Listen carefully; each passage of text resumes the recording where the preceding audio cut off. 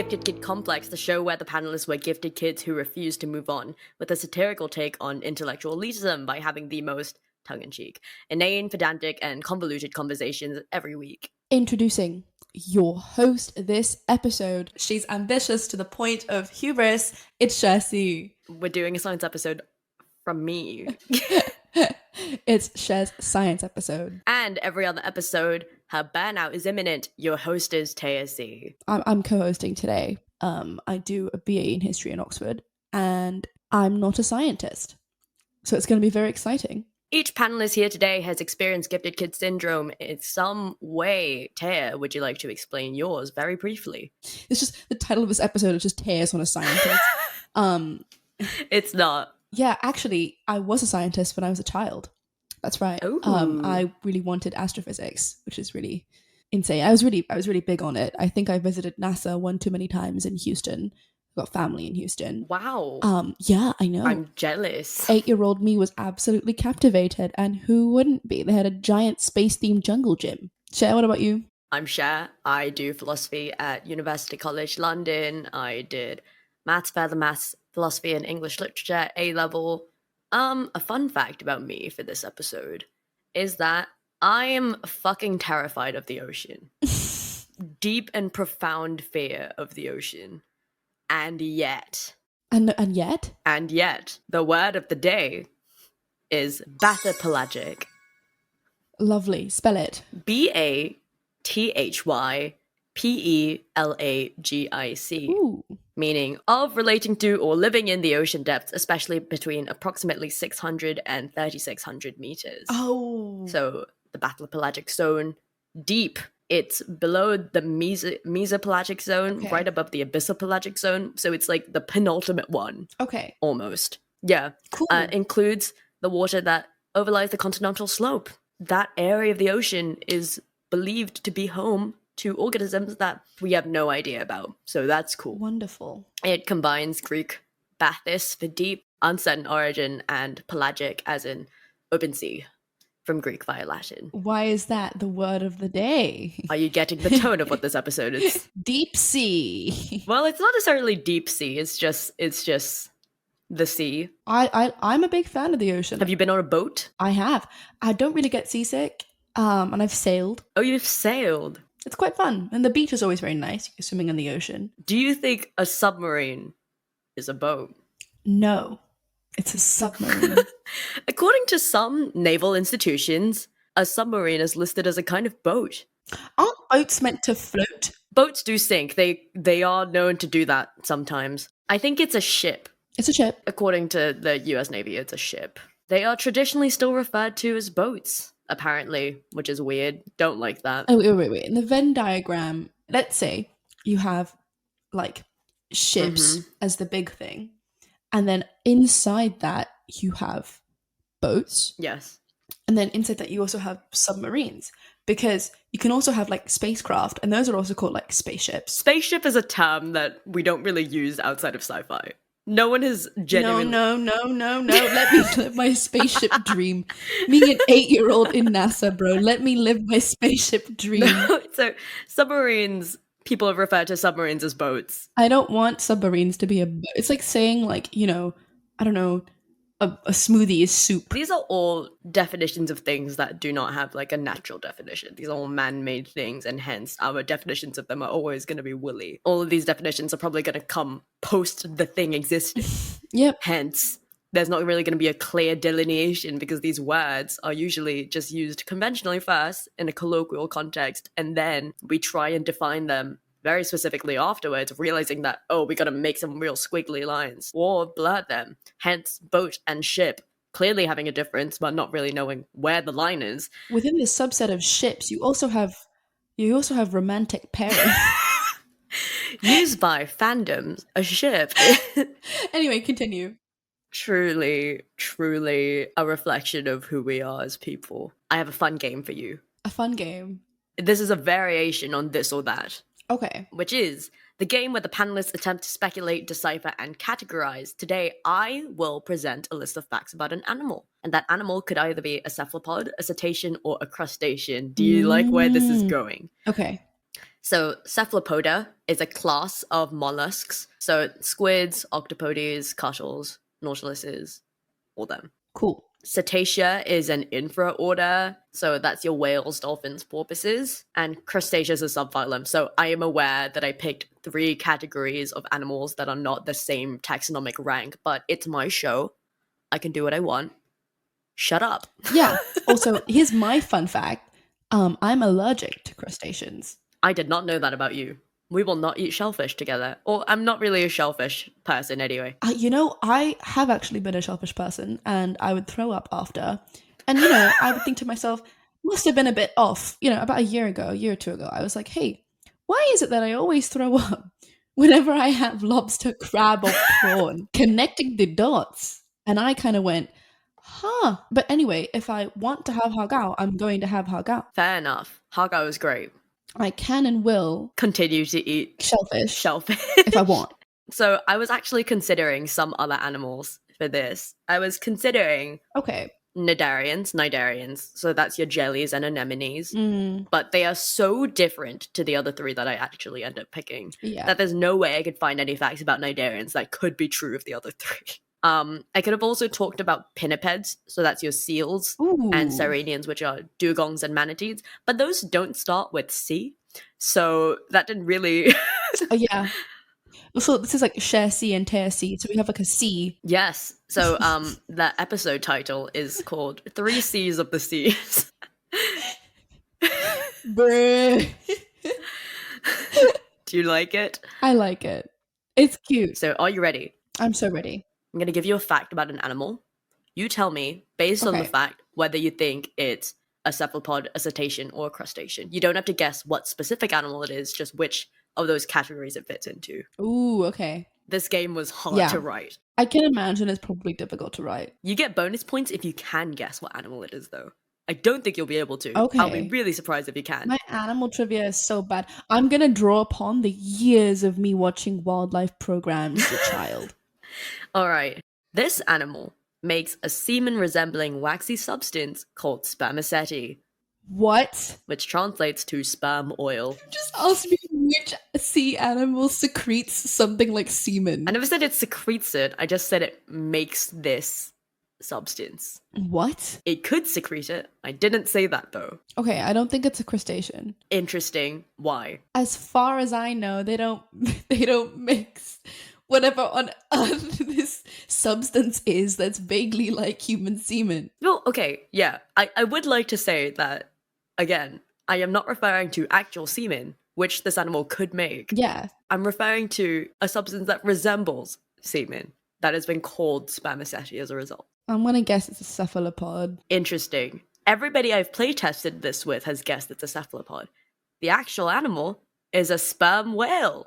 Oh my god, of course it's a sperm whale. Yeah, so it's a cetacean. I don't know, I think we all pick cephalopods because they're kinda slimy.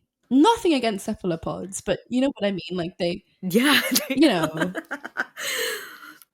Right, so I'll tell you about the sperm whale. Sperm whale. It's the largest of the toothed whales, and it's the largest living predator, and it's the most sexually dimorphic cetacean. So males are 3 times as massive as the females, which is weird to see in mammals. So yeah, they are pelagic, they live away from the shore, and they are the 3rd deepest diving mammal, diving 2.25 kilometers down. Good for them. Which is insane. It's beaten by the southern elephant seal and the Cuvier's beaked whale. So I'll tell you about spermaceti. I'm learning lots of new things today. So it's created by the spermaceti organ. Okay. It's an organ that makes it. Which contains up to 1,900 liters of spermaceti. Oh! It's in the head of the sperm whale, which is why it has that weird oh my god, squarish head. That's what's in there. Cum is stored in the brain. Oh my god! Interestingly, the sperm whale has a huge brain, and which is right next to the spermaceti, I guess. Oh my god. Apparently smells like raw milk. What? So it's like a mixture of some kind. It's made mostly out of wax esters and a little bit of triglycerides. So there are theories suggesting what spermaceti is for, although it's not clear as to why. Sure. Theories range from buoyancy to echolocation because it could change in density with temperature. And I don't know if you know this, but like beluga whales, that little lump on their head is called a melon, and they use those for echolocation. So maybe it's something similar than that, but it's not clear. So we actually don't know why. No, we don't know why. We don't have a clear, definitive reason why they make it and why there's so much of it. There's so much. I don't know. Maybe it's used for something else. Hella lubrication. in the head. Aids thinking processes. It was a really sought after substance. It was used for lamp oil as well as a lot of other whale oils. Save the whales. Spermaceti generated a lot of revenue back when whaling was still a lot more common and okay. Don't do it. It's not okay. Don't do it. Here's my personal advice to you, the listener. Don't kill a whale. Don't be a Moby Dick. All right, you ready for your next animal? I'm ready for my next animal. So, this animal farms the produces that it eats. Oh. I'll give you a second clue if you need it. But for now, I'm just going to leave you with that. Whatever it eats, it farms. What do they eat? What do dolphins eat? Fish? Do you want to know what the producers are? I feel like that would be a giveaway, though. Is it like plankton? It's bacteria. Okay. I'll give you a further clue. The bacteria are chemosynthetic, not photosynthetic. Oh. Okay, well, I don't think it's a cetacean. Yeah, that's a fair elimination to make. Because they eat fish. They can also be filter feeders. They eat plankton as well. I need my David Attenborough knowledge to come through right now. I need my blue planet knowledge. Baloo. Okay, what are the other two? Okay, cephalopods. I have no clue what they eat. Cephalopods? Yeah. They can eat quite a few things. They probably can, right? They usually are hunters. Maybe a crustacean, but like, I don't really know what they eat either. So it wouldn't surprise me if it's either one of the two. What kind of bacteria would be chemosynthetic? Where do those bacteria live? Oh, it's probably going to be a cephalopod because if it's photosynthetic, it's up by the sun. And crustaceans are usually, I don't know, I don't think they go that far below sea. Crustaceans? There are a lot of deep sea crustaceans. Oh, is it like soup from the floor? Soup from the floor? You know, like the volcanic soup? Oh, they live around deep sea vents. I wouldn't call that soup, but talking about the ocean. If you think about it, the ocean is one big soup. Earth soup. Soup with a C. That's cool. Soup with a C is already a word.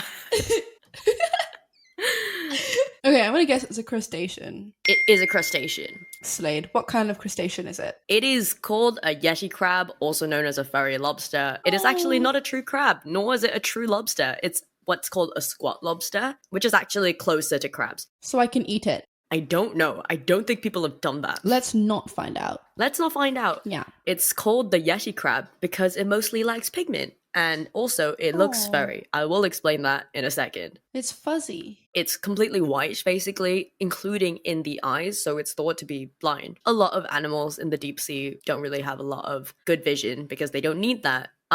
So they have filamentous bacteria that chemosynthesize and detoxify the squat lobster's environment. And they grow on the setae, which are like the hair-like bristles on the pincers of the crab. I'm going to just call it a crab conventionally. We're going to talk about crabifying things all day. Yeti crab.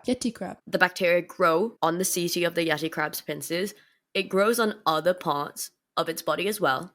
And here's why I say they farm them. Evidence from lipid and isotope analysis really strongly implies that the bacteria is the Yeti crab's main source of food. Oh. And it'll move its arms around. It'll do like a soft rave, like a little wave back and forth. Which looks like it's trying to catalyze the growth of the bacteria. Oh, new dance move unlocked. Crab rave. That's what they're doing. They're doing the crab rave. Oh my god. Yeah. The crab rave crab. We found him. I love him already. You love him? Yes. Yeah, they look a bit oblong. Oh, little crabs. How big are they? 15 centimeters. Oh, that's actually really cute. Yeah. So like that big.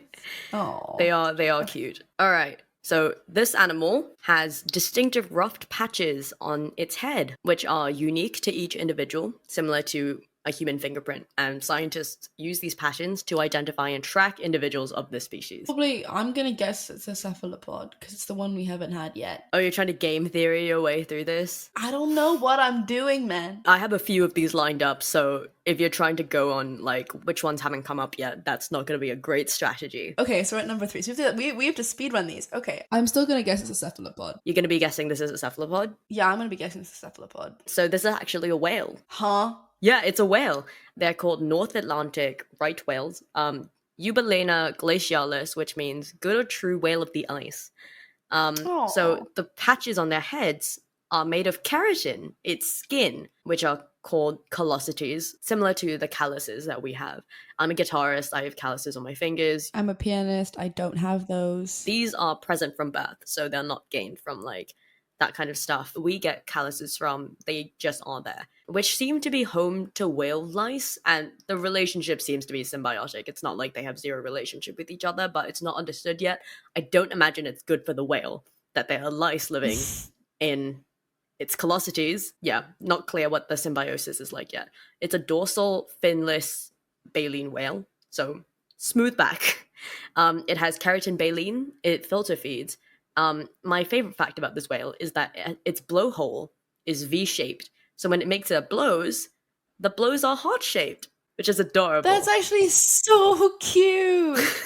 Aw, heart-shaped blowhole whale. They're known to interact with other cetaceans like humpbacks and bottlenoses, and they are promiscuous breeders, first giving birth around age 9 to 10. Are you ready for your next animal? Yes. So, in a recent study of this animal, all of them were able to wait for the better reward and tolerated delays for up to 50 to 130 seconds, which is comparable to chimpanzees, corvids, and parrots. Okay. So I don't know if you know about like the marshmallow test, right? We talk about the marshmallow test a lot. Yeah, I do. It's like seeing if kids can wait to get 2 marshmallows instead of have 1 immediately. I don't know. I feel like octopi are really smart. Right. So it is a cephalopod, but it is a cuttlefish.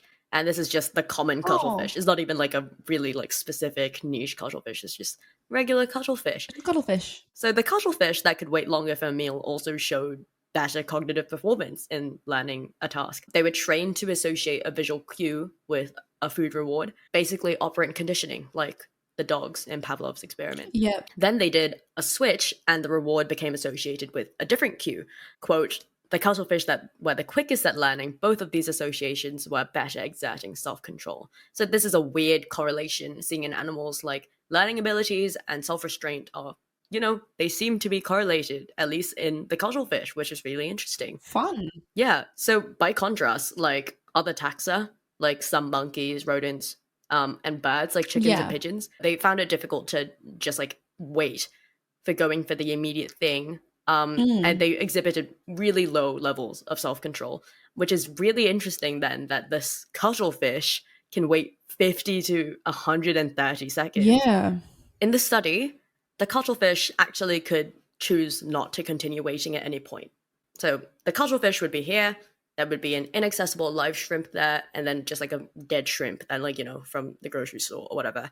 So the dead shrimp was accessible the entire time. So the cuttlefish could have just decided to stop waiting whenever. And the wait time was different each time. It wasn't like a specific set amount of time. It was anywhere from 10 to 130 seconds. And some of the cuttlefish could wait the whole time, the whole 130 seconds. Wow.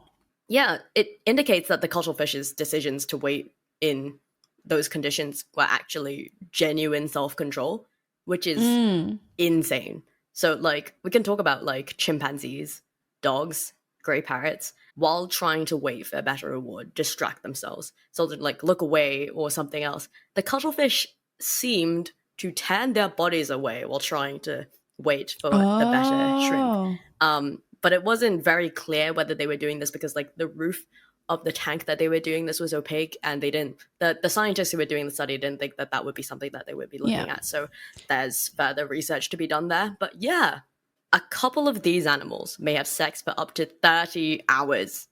Males sometimes have sex with objects that look like they could be a female of its species, including males of its species. This is giving dolphins. 30 hours dolphin sex?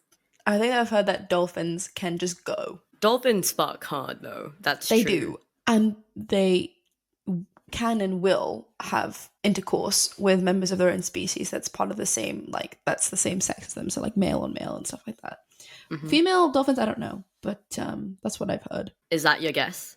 Yeah. Actually, it's a cephalopod. So actually, this is a Nautilus. Dolphins do it too, though. 30 hours, I don't think they do. Oh, 30 hours maybe not, but like... I don't think they do 30 hours. Yeah, so the male to female ratio appears to be 3-1, and it's not really clear why. It has a beak, it has blue blood, and it moves by jet propulsion like all cephalopods. The blood is blue because they use hemocyanin. Wait, is this like a, what is it, a Nautilus? Yeah, a Nautilus. What is it like? I literally don't think I've ever seen a Nautilus. So that's the one with the shell. Oh, okay. All right, Okay. so the Nautilus is that one with the external shell and has a bunch of little cirri. So yeah, the tentacles of the Nautilus are actually cirri, which are composed of long, soft, flexible appendages, which are retractable into corresponding hardened sheaths.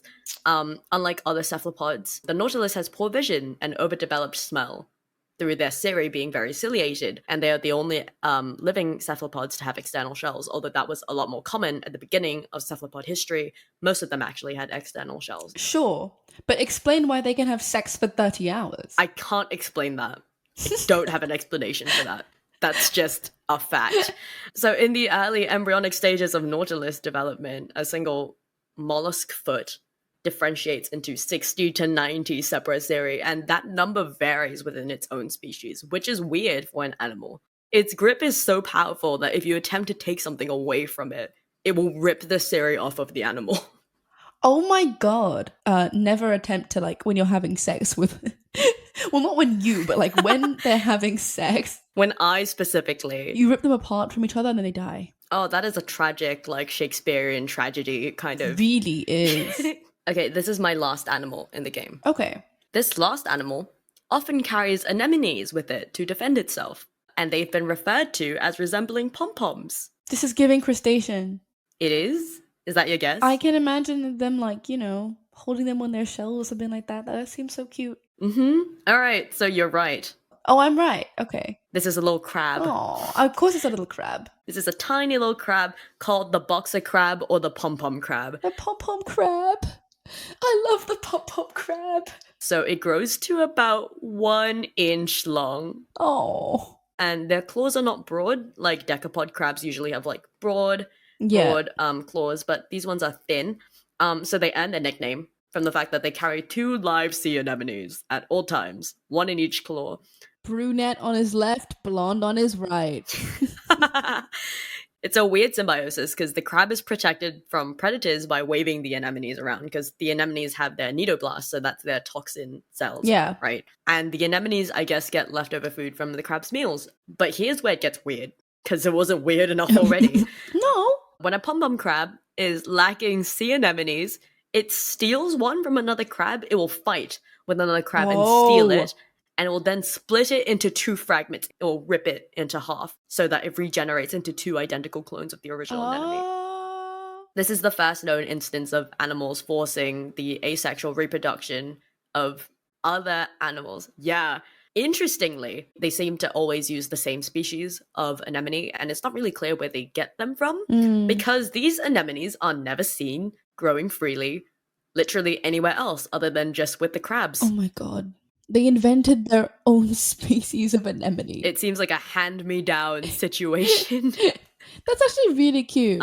Yeah, these anemones have never been found living separately. At any point in history, did the anemones grow, like, independently? They must have. I mean, they must have, but they probably had, like, a co-evolution thing going on. That's actually really cool. The crabs are never seen without the pom-poms, and the anemones are never seen without the crabs. Oh my god. Okay, even the fighting is cute. They're, like, very small. They're completely harmless. Are they harmless? Are the fights, like, lethal? Yeah.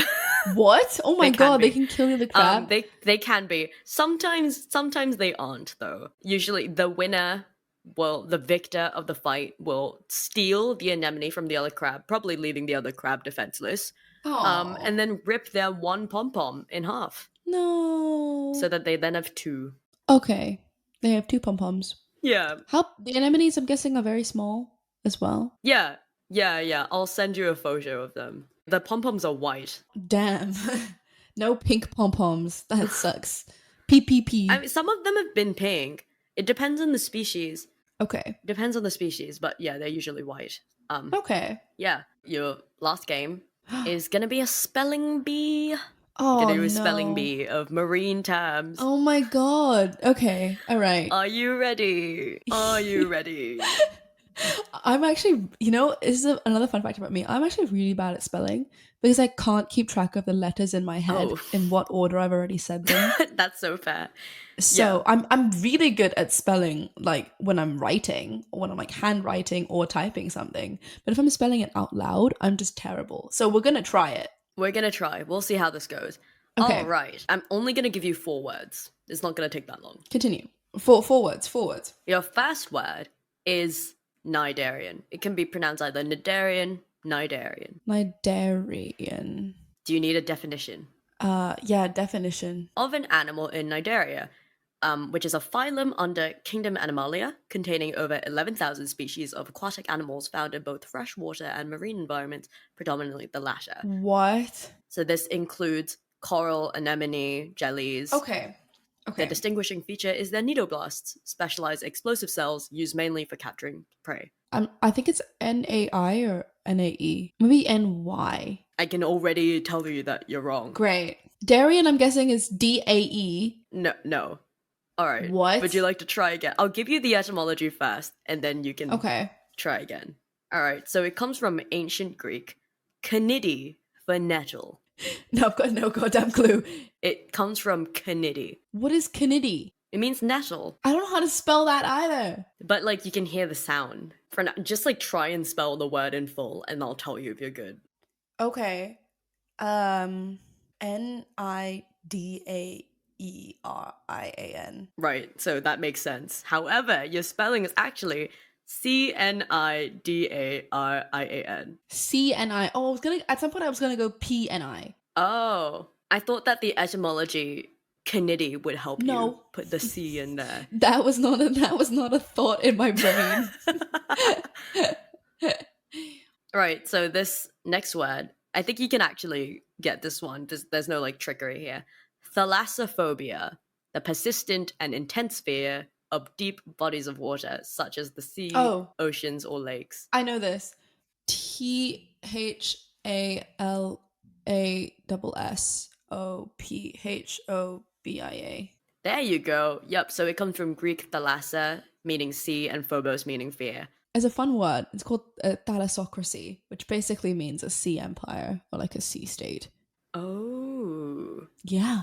In Judeo-Christian belief systems, the sea is often depicted as like a space of like disaster, punishment, So like we talked about like flood myths briefly in the first episode.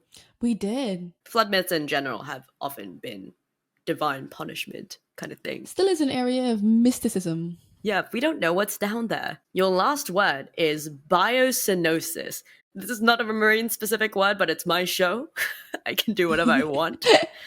Biocenosis. Biocenosis, so BIOSYNOSIS. Yeah, this is why I'm terrible at spelling things out loud, because I just lose track in the middle of the word. So it's actually BIOCOENOSIS. It comes from bio for life, and Greek koinosis, as in sharing, like koinos, like common.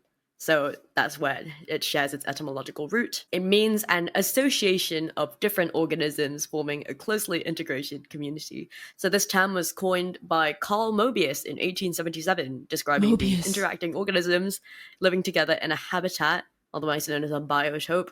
And the term has really declined its use in the 21st century. And also the Moebius strip was discovered by a guy completely separate to this guy. So the Moebius strip was August Ferdinand Moebius. Do you have any final thoughts? What do you think?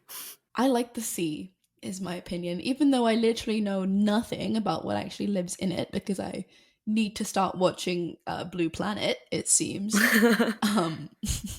It's very beautiful, and we should protect it.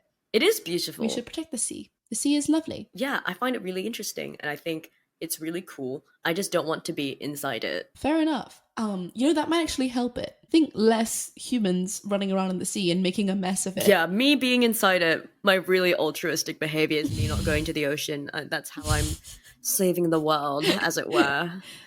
Yeah, my final thoughts are that protect the ocean. We should not be littering on beaches anymore. Protect the ocean. Lots of plastic in the sea is not very good. We shouldn't be doing that at all.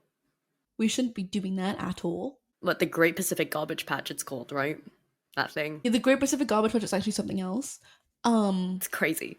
There's a lot of science explaining like even more of how pervasive the effects of microplastics are for the sea life, and how bad it is for them, and how important they are to us. And also like overfishing, conservation, as well as like rising like sea level temperatures, and as well as like the melting of the ice caps is all really fucking with the ocean ecosystem.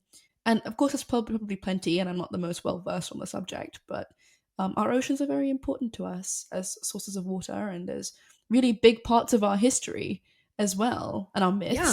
They hold so much carbon dioxide on Earth. They do. It's really important. The ocean's getting really acidic for the fish. It's not great. Yep. Yeah. So something about me is that when I've been in the ocean, get freaked out that there are fish under me. I don't like that I'm exposed in all three axes. Is my issue, I think. On land, I don't need to worry about down. I've also always been a pretty big swimmer. I've just enjoyed swimming a lot. I used to swim as well, but I would get freaked out about thinking about animals in the water with me, even in a pool. So that was my fun. Fair enough. Maybe animals, but also like children pooping and peeing in the pool. That usually would give me like, that's a bit yuck. Yeah. No, fun, like the chlorine smell, the pool smell is not actually from chlorine. The pool smell is disgusting. We hate the pool smell. The smell is from urine reacting with the chlorine in the pool. So that's cool. Yup. Lovely. Fun facts for all you swimmers out there. Anyway, I think that's a great way to stop the episode. Let's not go any further.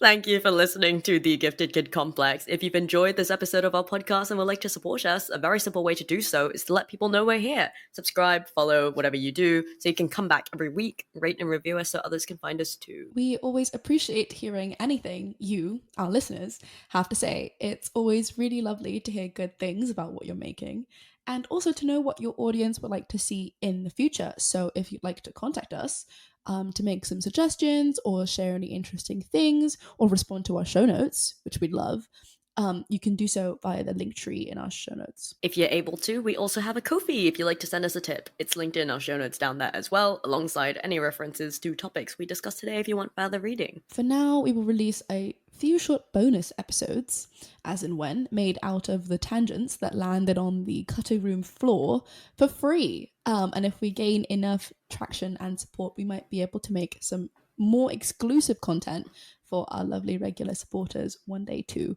So if that piques your interest, you know where to go. The Gifted Kid Complex is created and managed by me, Cher, and both Tay and I host, write, produce, and edit for the show, although I will be editing the majority of them for now. We record our episodes at riverside.fm and publish with rss.com, so thank you to them for helping us in making the Gifted Kid Complex exist. Finally, thank you to you, our listeners, because you are the reason we can and do make the Gifted Kid Complex. We have so much fun making this podcast. It was really funny today as well. I had a great time, and we hope that you also love listening to it as well.